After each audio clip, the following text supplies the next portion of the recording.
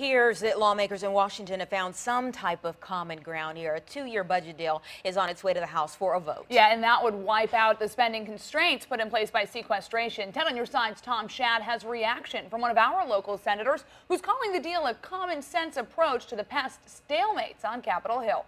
This agreement would give both the Pentagon and domestic agencies $80 billion in relief from those budget constraints, and that's good news for defense-related interests here in Hampton Roads. Conservatives don't like it, but acknowledge they can't stop it. One House Republican critic, Thomas Massie, for example, of Kentucky, accuses Speaker John Boehner of being in league with the Democrats. His words.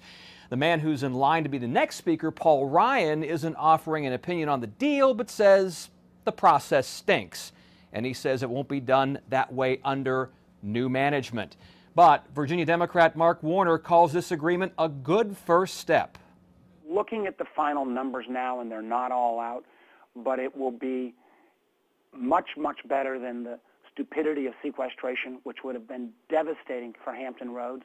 There will be a slight bump up. The exact numbers we'll be seeing and how that's divided up we'll be seeing in the coming days. A good piece of news has been that we're going to make sure that both defense and non-defense, those items like education, infrastructure, medical research, that those areas are funded as well. Now, Senator Warner went on to say that he can't predict what the House will do with this agreement, which would provide a spending plan through the next year's election. But he did offer praise for local Republican Congressman Scott Ridgell, who last week introduced a plan in the House to restore military funding and enact entitlement reform to pay for it. Senator Tim Kaine offered this: the agreement is not perfect. That's the nature of compromise. In the newsroom, Tom Schaad, 10 on your side.